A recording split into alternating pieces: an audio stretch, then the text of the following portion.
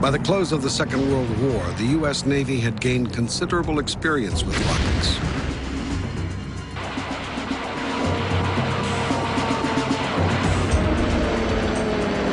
Deadly Japanese kamikaze attacks had spawned an intense research effort into guided anti-aircraft missiles.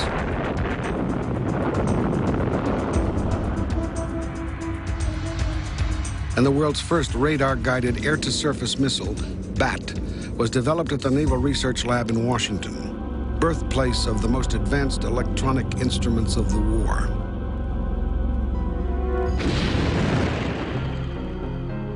The increased use of radar and long-range radio signals at sea made the study of high-altitude phenomena important to fleet operations. When the chance came to conduct upper atmosphere research with rockets, Navy scientists and engineers were among the first on the scene.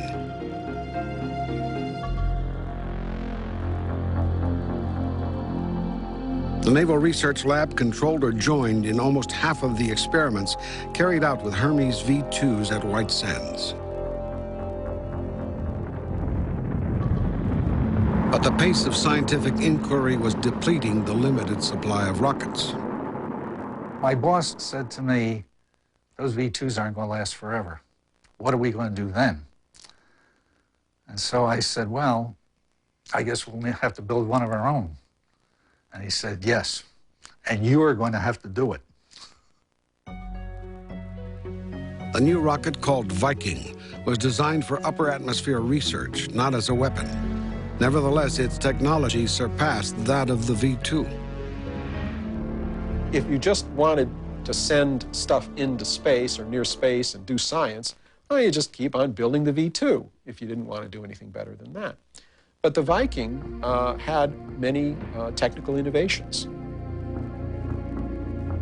To save weight, the fuel tank was an integral part of the fuselage, and the skin was made of aluminum instead of steel. Its slender, elegant shape provided better stability than the V2. In March 1949, the first test of the new rocket took place at White Sands. To better observe the effects of engine vibration on the entire structure, the missile was static fired on the ground. We used to have a saying at White Sands, rockets are another word for trouble. Either you've just had trouble, or you're having trouble now, or you're going to have trouble soon. 30 seconds into the first test, a leaking turbine started a fire in the tail.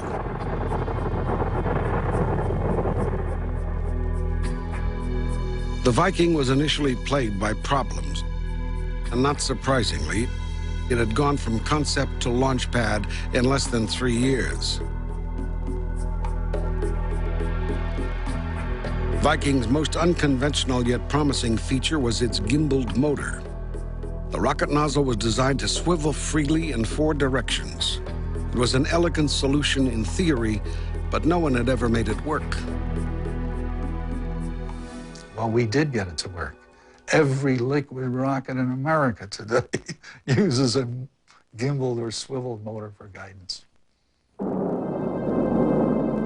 On May 3rd, 1949, Viking No. 1 lifted smoothly into the desert sky. The swiveling engine thrust the rocket straight up the middle of the test range. Meanwhile, in Washington, D.C., events were unfolding that would have a major impact on the Viking program. While Viking was still in the drawing boards, Assistant Chief of Naval Operations Admiral Dan Gallery had initiated a feasibility study of launching a large rocket from a ship at sea. The project was called Operation Sandy, and at the time, the only rocket available was the V2.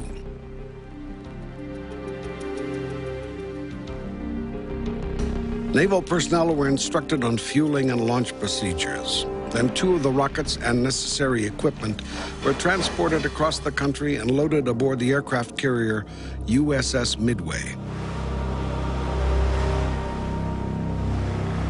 The largest carrier in the Navy, Midway was selected for her steadiness in the water and armored steel flight deck. She represented the ideal launch platform.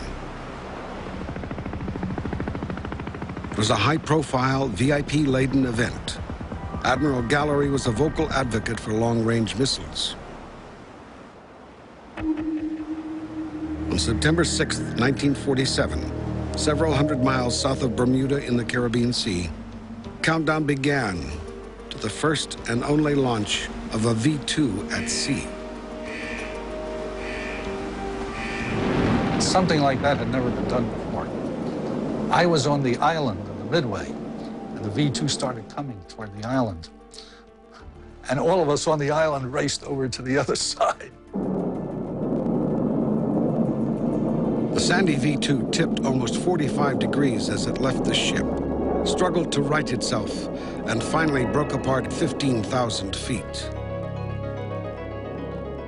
Admiral Gallery was very discouraged, but he knew that I was working on the Viking.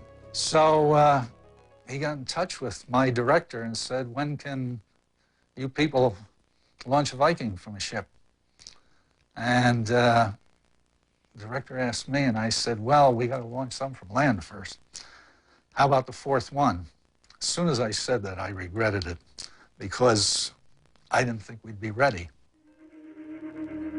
In May 1950, Milt Rosen was again at sea, this time preparing to launch Viking No. 4 from the afterdeck of the seaplane tender USS Norton Sound.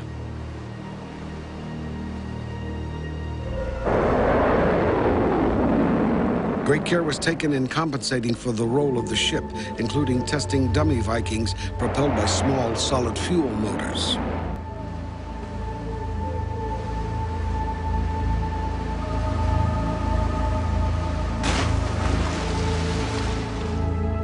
In May 1950, 2,000 miles south of Hawaii, Viking No. 4 blasted off from the deck of the Norton Sound. The motor continued its sweeping motion for 65 seconds, pushing the Viking to an altitude of 105 miles. It was a stunning success. 12 of us were involved in the firing of a Viking rocket. Today at Cape Canaveral, there are 12,000 involved. On the Viking, we're doing it all ourselves with our own hands. And you get so much enjoyment out of that when it works. With the advent of smaller and lighter instruments, upper air research with the Viking ended in 1954, replaced with a new generation of smaller and less expensive rockets. But the engineering lessons of the Viking program helped develop the powerful missiles and rockets that later defined the space age and the Cold War.